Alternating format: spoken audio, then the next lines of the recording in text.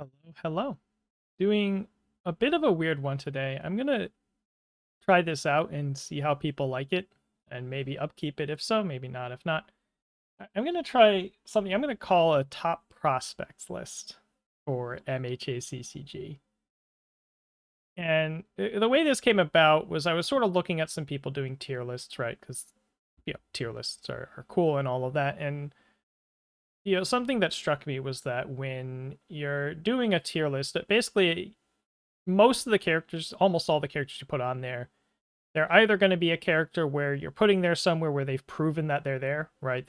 This character has proven that they can win events, so they're obviously A tier. This character has been tried a million times and never made a top cut, so they're obviously C tier or whatever, right?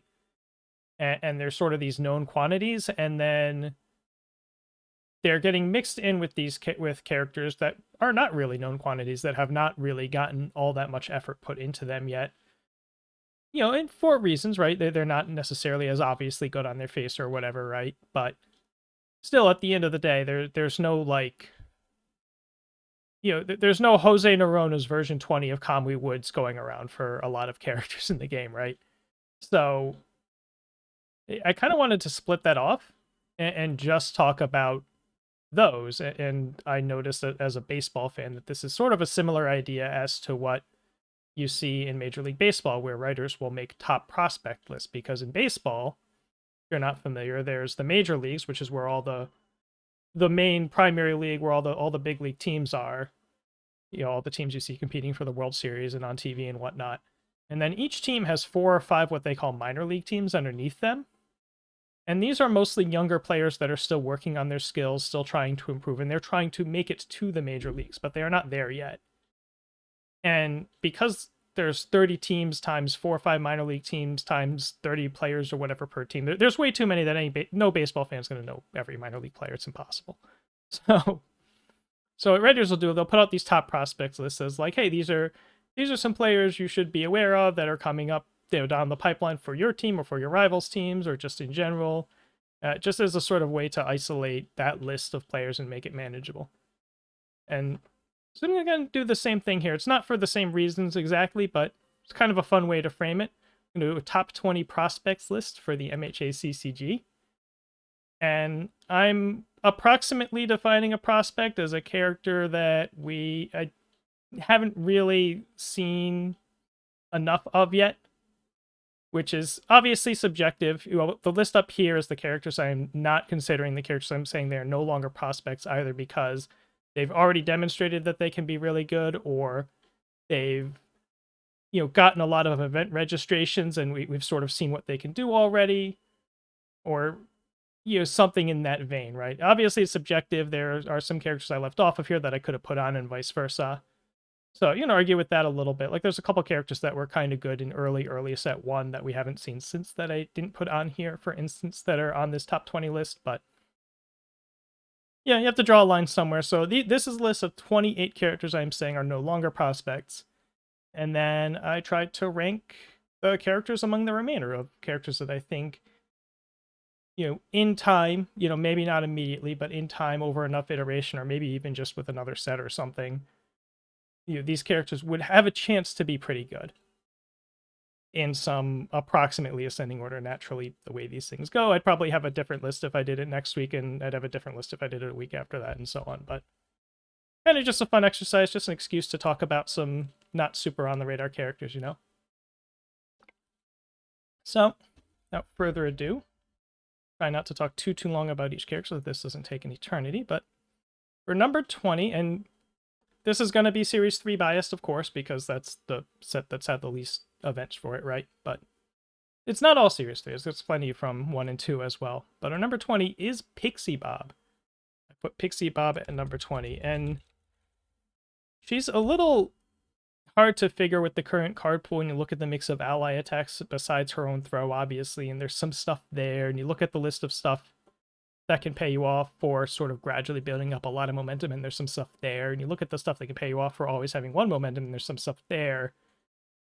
But how to mix and match that into a functioning deck that makes sense is a little tricky to figure out. How is it really worth it just playing this character to only guarantee a momentum and kind of do nothing else for you? Probably not. So it's definitely a character that's going to take a lot of work and iteration to see what she can really, really do. But the notion of getting one guaranteed momentum every turn while ostensibly debuilding your opponent should have a way to be good, right? It feels like there should be something there, and if maybe there's not something there right now, there could be something there on any given set release, right? So very, very interesting character. Kind of fuzzy, you know, there's no clear idea of what she needs to do to be really good, but it is a character I think there's some potential for if someone works on her enough. Number 19, I put Tenya Ida 1. So this guy has, of course, been around for a while. Oh, can I left align this? Yes, there we go. And he's seen some play, certainly, also especially early on, but hasn't, kind of fell off the radar. People don't really consider him very seriously, and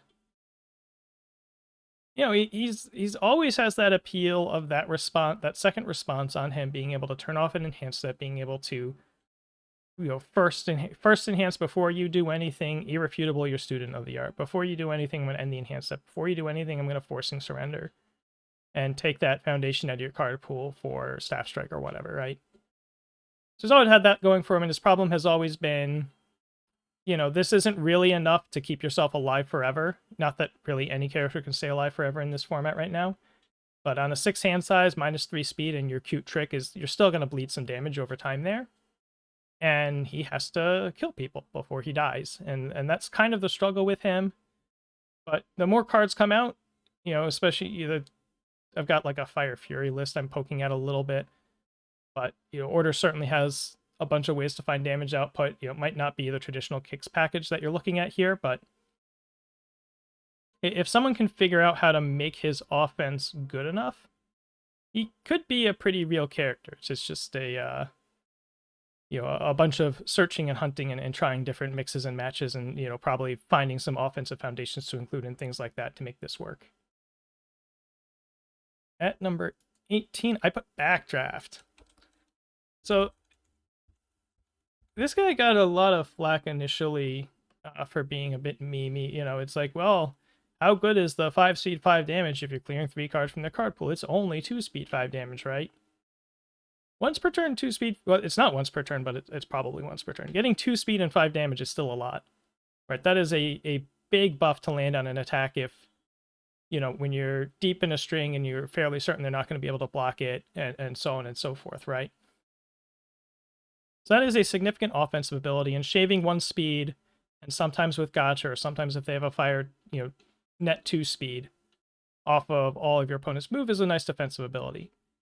And you know, I've played against the Backdraft, you know, once or twice, and he can be tricky, right? You don't want to, you know, you don't want to like let him get pokes for free, but if you block one of his pokes and it's a pool flood card, then his next attack might even get that big bonus on you. And he's a little tricky to navigate.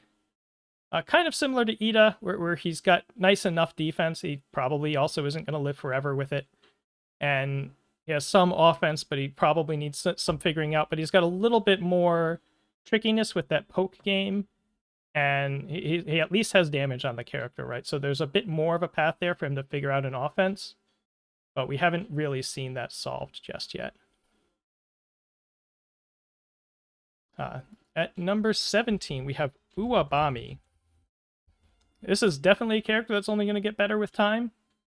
But even right now, on some of her symbols, you can pick up decent blocks of any block zone with that bottom enhance.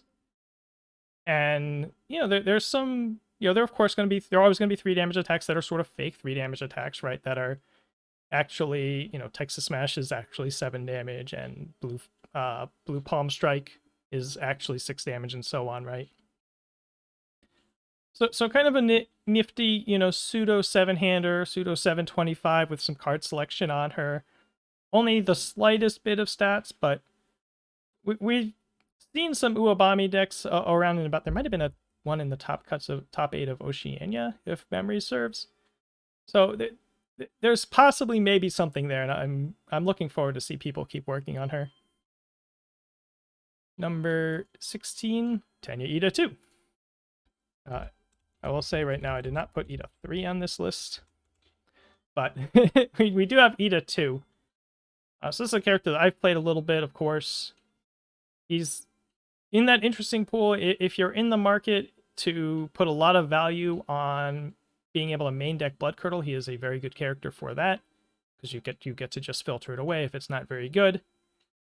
Being able to 4 speed, 2 damage, and attack once per turn is a pretty nice chunk of stats for a 7-hander. The -2 damage comes up. It is not necessarily going to solve your defense, so that he almost has the reverse problem of Ida 1, where his offense is actually pretty fine. You know, you can make it work. You can put enough speed together on things and get that +2 damage on 3 or 4 moves in a turn and that sort of thing, and it's pretty good. But he has to defend that 19 health with only like a weird damage reduction-y sort of defensive ability. So you really need to make your deck work for you there, but he's pretty nice. He's definitely underrated. That the speed bonus and the amount of times he can put damage on things is something it's easy to underrate. At 14, I put Mandalay. This is 15, sorry, as I type here. Mandalay is really hard to evaluate. I kind of want to... So I don't think right now Staff Strike's the way to go, just because you don't end up having enough speed on any of your moves to actually kill anybody that's trying to block. But the nice thing she does is she scales with 3 difficulty foundation quality. So she's in a better position than most to play like 12 or 10 3 difficulty foundations in her deck and still be able to play them and mix them into attack strings. And you know, her Cat Scratch, her DLC attack is pretty compelling, and she has, you know, 2 of the punch symbols, 2 symbols with heroic strike, and there's potentially something there. And she can be a little bit tanky if you're good at naming zones and getting the -2 damage. This is a very like vague feelsy placement, but it feels like there should be something to be had here. Kind of somehow, but I think you really need to make use of the fact that you get to play higher difficulty foundations than normal. Actual number 14, we put Nezu.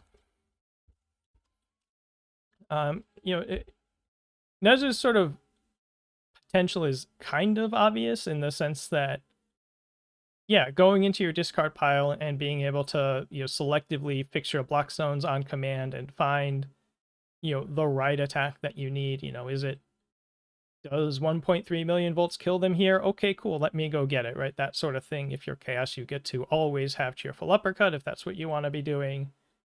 You know, when we get these actions that are being promised in set 4, he might be able to go fetch one of those and have it be really good. You know, so he's very tricky to deal with once he gets that discard pile built. His issue is the early game before he necessarily has all those selection tools, and you know, he's not going to aggro rush anybody down necessarily anytime soon. So he definitely wants to be a bit more of a defensive deck, and you know, as a 626 who gets the card selection to some extent, but he can be a little bit exposed early. But you know, given a strong enough, you know, core deck, you know, sort of core defensive pieces to make that work around him, he can be pretty good. He can be pretty scary. And then at number 13, I have Ingenium, known pet character of mine.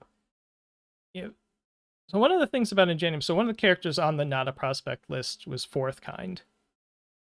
And what Fourth Kind did was he, once per game stun forward, once per turn +4 damage, and once per turn pseudo minus difficulty, but because it had to be your 4th card, sometimes you were just kind of playing foundations to make that work and not actually getting that much difficulty reduction off of it, right? But, and you know, and he had the block pickup, right? So Ingenium is just a 6-hand size instead of having a block pickup. He gives 3 damage once a turn. He gives 3 speed once per turn instead of commit 4 once per game. And he has the -3 speed on him. And he has like this weird foundation readying thing instead of the the fourth card -4 difficulty bit. So he's not, the stuff that he's doing statistically is in the same space as what fourth kind was doing, and fourth kind has, of course, at points been a very good character. So the potential's certainly there. He has a bit of keyword logging that makes it a little bit more complicated. But, just say things like, okay, 6 mid-7 electric jolts, that's pretty good, right? He's very, very good in, a back and forth footsies brawl kind of game, which is sort of the meta right now, depending on how you feel about things. So he's a pretty interesting character to keep an eye on. At number 12, we have Mashirao Ojiro 1. This is going to be a lot to type. Ojiro 1. Yeah. This guy's sneaky. There's something to be said for having your whole board face down and how troublesome that can make your life. And he's gotten enough stuff from the set 2 Bakugo support that's getting a little more feasible. Yeah, you don't have to block all of his moves, but we have to fix the spelling here. But they are generally 8+ damage, so you kind of want to block all of his moves. So it makes it difficult to actually keep your face-up foundations against him if he's playing the other flip effects. And that gives you a bit of an open door. If your deck has enough natural speed and whatnot, so that you don't only get to land the once per game attack, right? So you're landing other moves, whether it's through prominence burn or something like that, then he can get there in a long game. And because he has a lot of raw damage, if it's just a punching bag brawl where both people are selling out at each other, he's not too bad at those either. So pretty underrated character, kind of underexploited. I know Ryan Field always has like a Mimi Ojiro deck that's never really been refined on him, but it's always been competitive locally. Let's see, I think this is a character that doesn't get enough looks.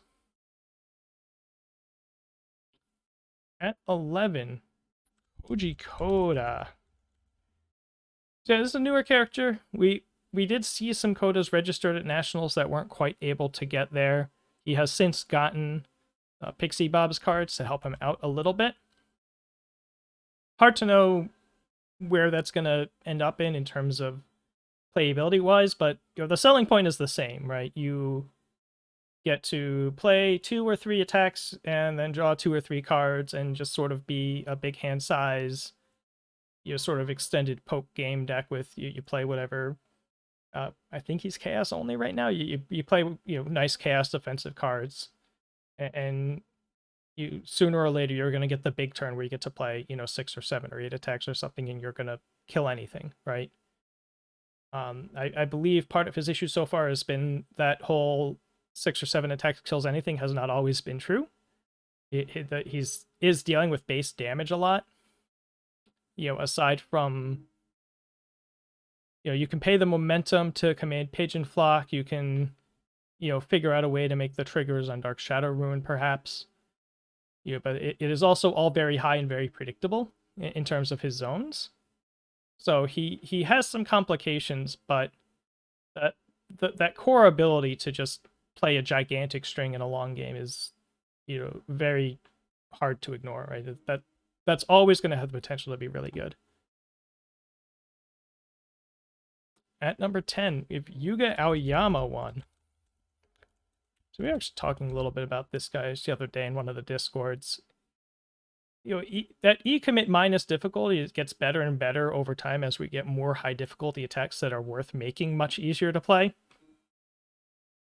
And, that response flip, that is, very often, it's usually 1/1 to a move at least. It is sometimes nets a 2/2 on some of your moves. You can pile them all up on one big haymaker, and he's a character that lends himself to having big haymakers that he wants to play with that enhanced commit. So his stats can be really challenging to deal with, and he gets to do some string sequences that other characters aren't allowed to do. I mean, he plays the easiest prominence burns in the world. This card I talked about earlier, but also Hulking Grimace. He can do it with Pillar Swing even. And his naval laser beams are, of course, very, very good, and that's a good card. It's his card after all. So, a little bit overlooked because it's Aoyama, but I think people know he has potential. Obviously, you have no defense on this character. You have to make that happen just with the cards in your deck, even though you're flipping a bunch of foundations. That's kind of the hard part. But offensively, he certainly got some gas there. Number 9, Mina Ashido 1. So this is one of those characters that, we saw a little bit in the early set 1 meta. Haven't really seen a whole lot of since, unless you count 14-person provisionals. and she's, not boring, right? Her ability is not boring. You're getting a random card off the top, and that's fun, but it's there are 7-hand, there's Asui on 2 of these symbols, right? There's Toga's got 1 of these symbols. There's Tokiyami, I guess, right? The other 7-handers on her symbols generally stand out more than she does and probably outclass her realistically, but there's something you said for not having any keyword locks, not being gated to anything. She can just play, the water good stuff where you're playing Cheerful and Ice Storm and Invisible Infiltration, and you don't care about the fact that none of these keywords work together, and you don't need Frigid to make your card draw work. There's also a nice feature of this response where you just always find the foundations you want, where you find them much more often. It is, Ashido gets to have sticky balls every turn if she wants to have sticky balls every turn. Very often that is the case. And, on Chaos, she has the Award the Victor trick. So there really is a lot here. I think we saw her in some Asui sideboards. Some of those life Asuis would sideboard her for Eraserhead in particular. So, she's not nothing. It's just, I don't know what it's going to take for somebody to decide that, like, this is the deck they really want to work on. Because it's still going to take that to really hash this out.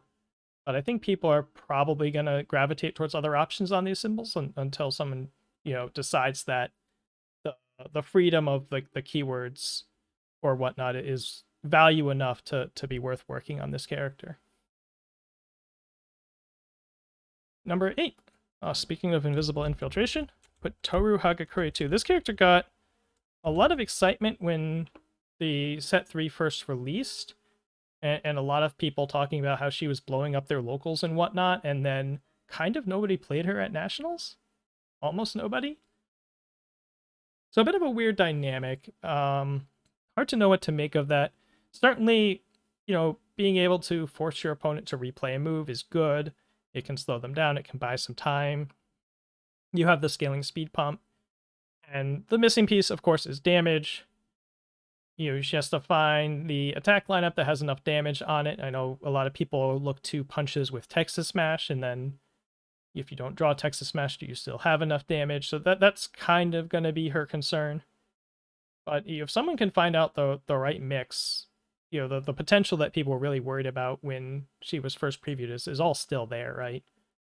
It was one of those characters I wouldn't be surprised to see someone show up with, their version 15 Toru and do really well with it, Number 7, Recovery Girl.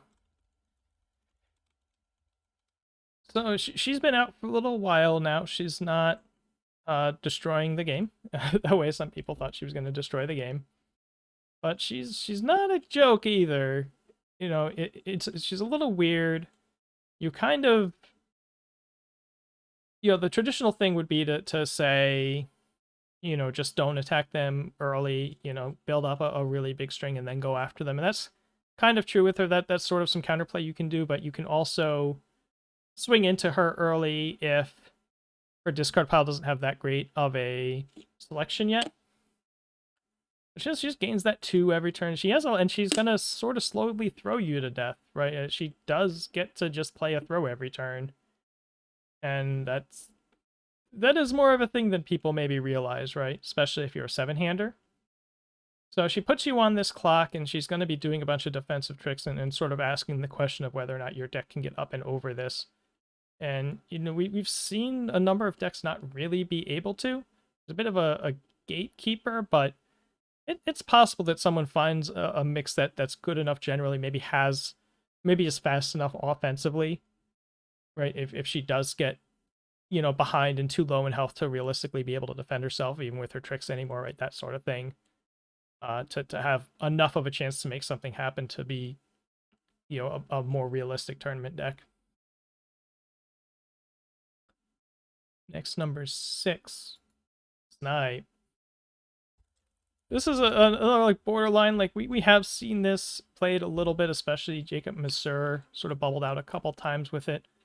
I don't know. We haven't really seen that much Snipe. We haven't seen, he's a character we could see on any of these symbols, and he's kind of sneaky.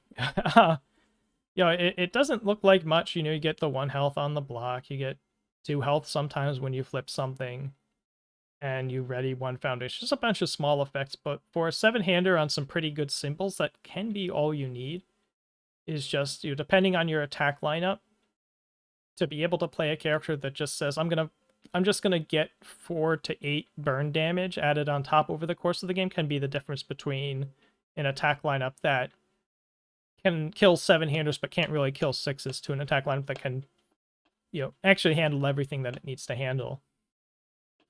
So, he obviously got that attack that was made for him, right, in Heroes Clash. And so it'll be interesting to see where people go with Snipe, if anybody else takes him up as a project that they really, really work on. But he has some decent potential there. Next, we have Izuku Midoriya 2, the old Deku 2. So, as I start typing Deku instead of Midoriya, I feel like everyone has a story of that time they just got absolutely bodied by a Deku 2. But I feel it's like everybody has had that happen to them at some point by now. And clearly the sort of peak aggro turns are there, right? His good draw offense is very, very solid. And it's really just about figuring out how he's going to win the games that get drawn out a little bit. Balance the paying the discard cost to make your poke turns look reasonably threatening versus still being able to defend yourself and all that.